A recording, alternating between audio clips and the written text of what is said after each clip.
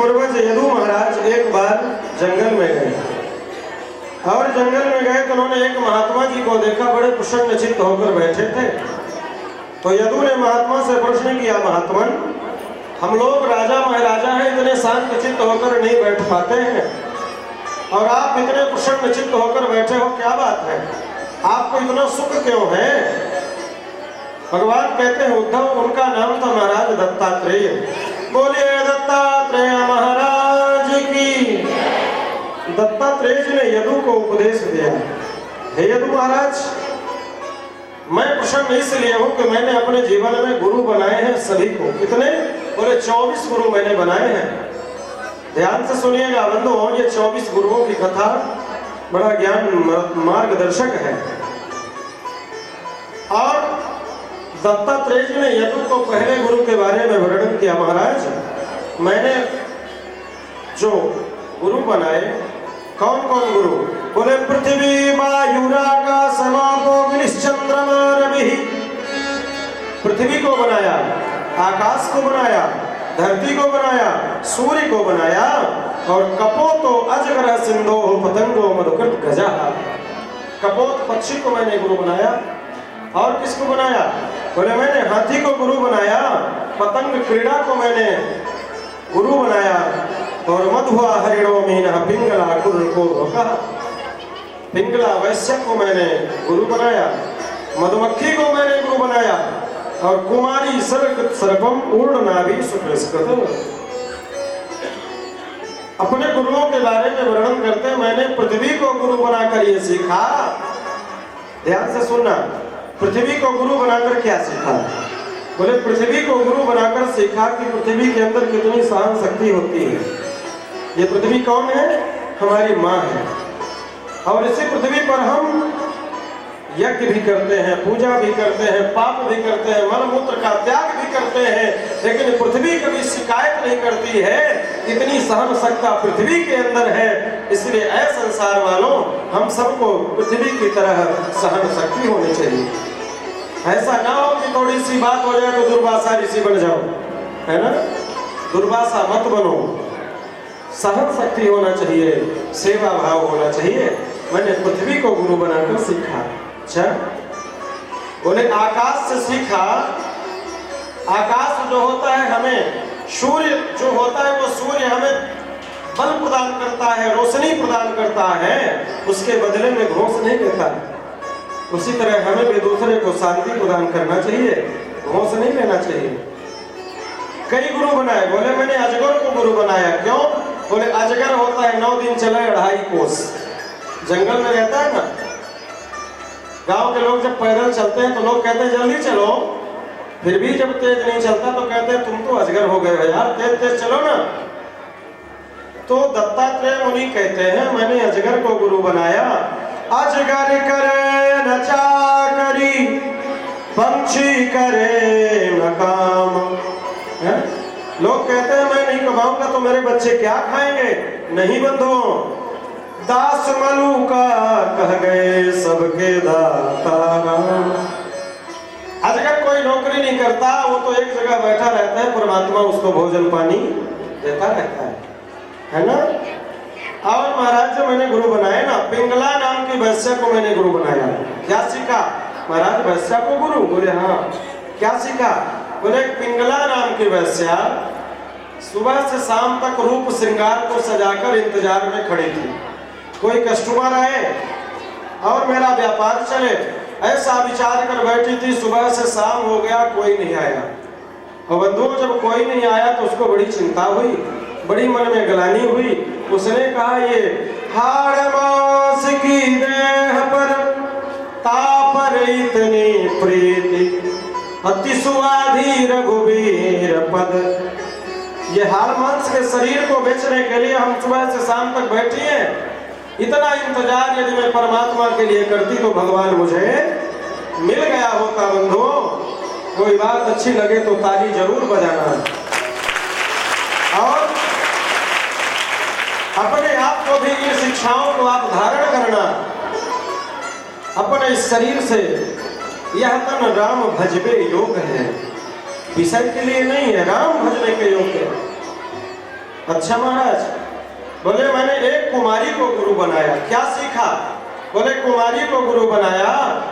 एक दाम्पत्य परिवार में लड़की देखने के लिए लड़के वालों को आना था। संयोग से जो डेट दिया उस डेट में लड़की के माँ बाप कहीं चले गए।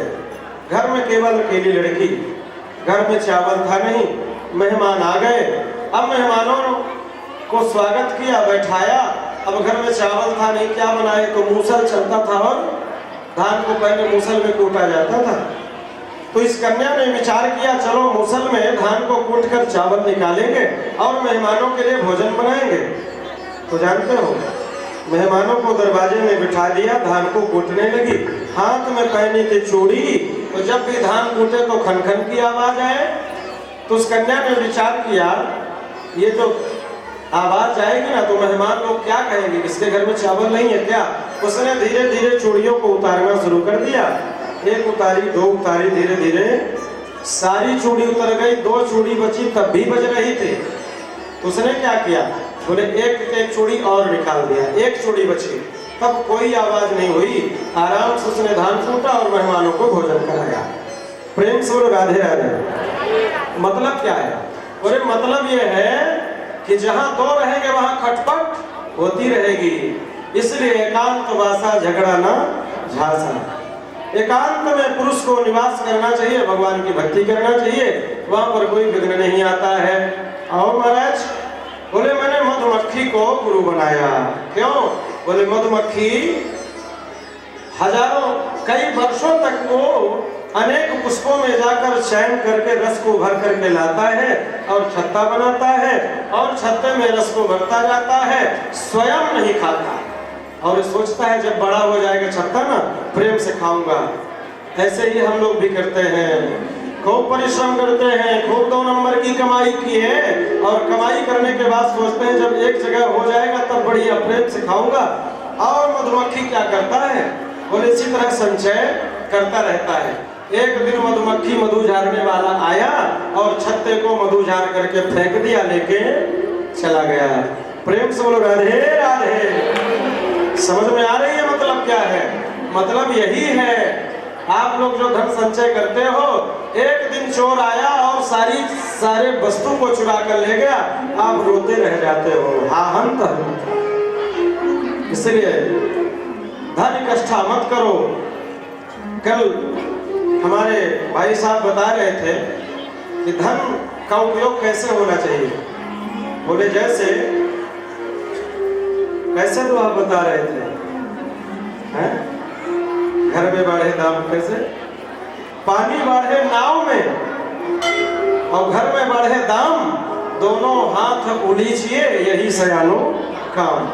इसलिए यही सयानों का काम है कि आप अपने दोनों हाथों से खूब दान करिए ताकि हमारे महाराज जी का यज्ञ संपन्न हो पाए और हम लोग भी प्रसन्न हो पाए, है ना? बताओ ना आप सभी लोग। भाई महाराज जी ने तो मुझको बुलाया है और दक्षिणा तो मैं लूंगा ही, क्योंकि मैंने कथा सुनाई है। बोलो दक्षिणा देना है कि नहीं आप लोगों को? देना है ना? अरे हाथ तो उठा दो, देना चाहे मत देना। प्रेम से राधे राधे। ऐसे मत उठाओ, ऐसे उठाओ, देना हो तो जोर से ताकि हम जान पाए, है ना? सभी लोग दक्षिणा देंगे तो जब सहयोग उधर जाएगा तो भी ना दक्षिणा मुझे मिलेगा। इसलिए सभी लोग जोर तोर से सहयोग में आगे बढ़ेंगे और सभी महाराज जी का सहयोग करेंगे ताकि हनुमान जी की वर्षगांठ इसी तरह प्रति वर्ष चलती रहे। और बड़ा सौभाग्य आप सबका बंधु। दत्तात्रेय जी ने मधुमक्खी को गुरु बनाया और गुरु बना करके ये सीखा। दत्तात्रेय जी कहते मैंने हंस को गुरु बनाया। क्या सीखा? बोले हंस को आप दूध में पानी मिलाकर दे दो तो हंस दूध का चयन कर लेगा, पानी को छोड़ देगा। जड़ चेतन गुण दो समय विश्व की न करतार, संत हंस गुण गाहि पय परिहरि बार विकार। बोलिए संत भगवान की। उसी तरह सज्जन पुरुष को चाहिए किसी के गुण देखे तो स्वीकार कर ले और दोष देखे तो मन से हटा दे। यही सज्जन पुरुष का कर्तव्य है। बंधुओं इस तरह से बड़ा दिव्य और भव्य उन्होंने गुरु बनाए हैं अनेक गुरु बनाकर मैं कितने गुरुओं का वर्णन करूं, समय मेरे पास कम है और समय भी सीमा में है। आज हमारे परीक्षित द्वारा भंडारा भी है, आप सभी लोग भंडारे का प्रसाद लेंगे, इसलिए मैं बहुत कम समय में आज कथा का विश्राम दूंगा और फिर जब प्रभु की कृपा हुई तो आपसे फिर मुलाकात होगी। और दत्तात्रेय जी ने बहुत सुंदर गुरुओं को उपदेश बताया है कि मैंने अनेक गुरु बनाए हैं। इस तरह से भगवान श्याम सुंदर उद्धव को वर्णन करते हैं। उद्धव, कभी संत का अपमान नहीं करना चाहिए। सुखदेव जी कहते हैं राजन, एक दिन वो आया जिस दिन भगवान कृष्ण ने अपने बच्चों को बिठाकर बताया, बच्चों कभी संतों का अपमान मत करना। सुखदेव जी कहते हैं राजन, एक दिन समय आया, भगवान के बगीचे में दुर्वासा आदि मुनि पधारे। तो भगवान के बच्चों ने क्या किया, भगवान के बच्चे गए और उन्होंने कहा कि ये संत सब ढोंगी होते हैं, परीक्षा लेना है। तो महाराज जो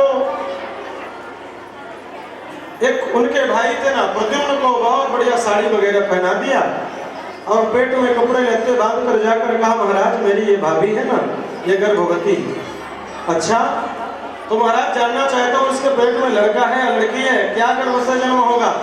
महात्मा जी ने ध्यान लगाया, क्रोध आया, दुर्वासा ने कहा, रे मूर्ख, तेरे भाभी के गर्भ में ना बालक है ना बालिका है, मुसलम कुल नासनम, मूषण पैदा होगा जो तेरे कुल का विनाश होगा। डर के मारे साड़ी को खोला है तो मूसल निकला है, क्रोध के मारे गए हैं, डर के मारे अपने नाना उग्रसेन को बताया है, तो उग्रसेन ने उस मूसल को घिस करके समुद्र में फेंकवा दिया और वही मूसल के जो चूर्ण है, वही चूर्ण सारे घास के रूप में तैयार हो गए, जिसे लोग सरपट कहते हैं। अंत में मूसल को घिसने से छोटा सा कण बचा, तो कण को फेंक दिया, वही कण को एक मछली ने निगल लिया और मछली को मारा एक धोबी ने, और वही धोबी ने कण को पाया तो अपने बाण में, अपने तीर में लगा दिया। बंधुओं, सुखदेव जी कहते हैं राजन, एक समय आया, भगवान के जाने का समय हो गया। भगवान आज बैठे हैं एकांत में, उद्धव को उपदेश दे रहे हैं। उद्धव जी ने कहा, प्रभु मुझे छोड़कर मत जाना। और भगवान ने उद्धव को कहा कि उद्धव, अब मेरा समय आ गया है, अब मैं जाऊंगा। भगवान पूरे 125 वर्ष इस कलिकाल में भगवान ने लीला करी है और इसके बाद परमात्मा परम धाम पधारने के लिए तैयार हैं। सारे देवता आकाश में पुष्प वृष्टि कर रहे हैं, गोविंद अब आपका समय आ गया, अब आप पधारो।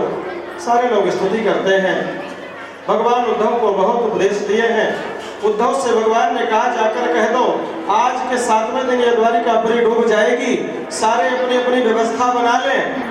बंधुओं, समय ऐसा आया है, सभी यदुवंशी लोग आपस में समुद्र के किनारे गए हैं और मदिरांत होकर के सभी लोग सरपट के वृक्ष को उखाड़े हैं, आपस में मार झगड़ा किया है। सारे यदुवंशी देखते देखते सब समाप्त हो गए।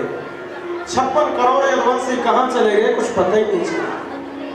भगवान कहना चाहते हैं, मानो संसार वालों, ये शरीर पंचभौतिक है, नासवान है, अभिमान मत करना। भगवान श्याम सुंदर के परिवार भी इस धराधाम से उनको मृत्यु का शरण लेना पड़ा, इसलिए मरना सभी को है, ये निश्चित है। लेकिन मेरे बंधुओं, ध्यान देना, भगवान का किनारा जरूर लेना चाहिए। जानते हो, भगवान परम धाम पधारे हैं। भगवान परम धाम पधारते समय बहलिए ने परमात्मा के चरणों में तीर मारा है, पक्षी समझ करके, और जब समीप में आया तो भगवान को देखा। भगवान ने कहा, भाई तुम्हारा कोई दोष नहीं है, मेरी इच्छा से हुआ है। धोबी ने बार बार भगवान के चरणों में प्रणाम किया है और भगवान परम धाम को पधारे हैं। बंधुओं, इस तरह सुखदेव जी कहते हैं, राजन भगवान ने 125 वर्ष लीला करके और अपने धाम को पधारे हैं। बोलिए द्वारिकाधीश भगवान की। इसलिए सभी लोग प्रयास करें, भगवान हमारे भी घर में भगवान का जन्म हो। लेकिन कब होगा? जब हमारे परिवार में एकता होगी बंधुओं, जब हमारे परिवार में प्रेम होगा। तुलसीदास जी रामायण में लिखते हैं और कहते हैं, जहाँ सुमति तहाँ संपत्ति नाना, जहाँ सुमति तहाँ संपत्ति नाना, जहाँ कुमति तहाँ विपत्ति निधाना, जहाँ कुमति तहाँ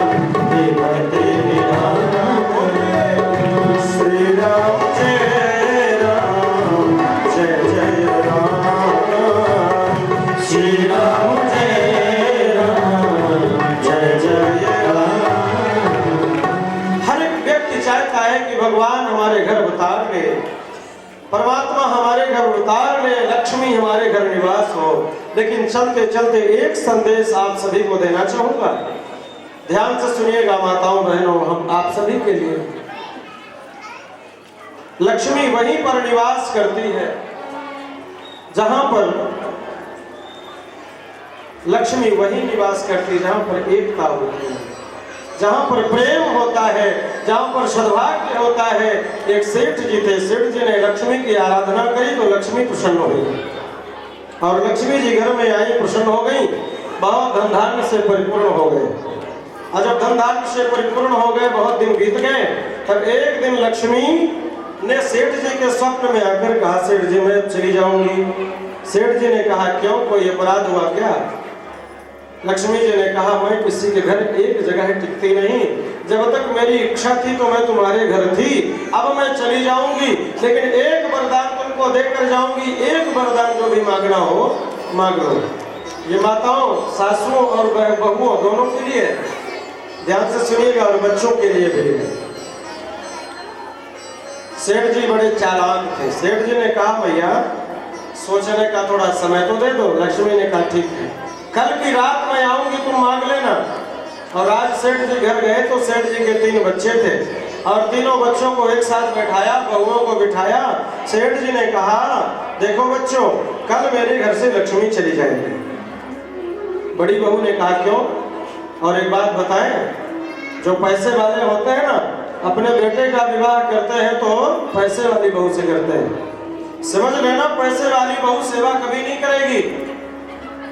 गरीब की बेटी लाओ, संस्कार दे करके लाओ, अवश्य आपकी सेवा करेगी। सासू कहती है मेरी बहू सेवा नहीं करती। कैसे करेगी भाई, वो तो पैसे से उसके पिता ने आपके बेटे को खरीद लिया ना, क्यों सेवा करेगी? और पिता भी कहता है जन्म से लेकर आज तक मैंने जितना खर्च किया है पाई पाई चुका लूंगा, तभी बेटे का विवाह करूंगा। 2 बच्चों का विवाह तो दहेज लेकर के सेठ जी ने किया, लेकिन तीसरे बेटे का विवाह दहेज लेकर नहीं किया। क्यों?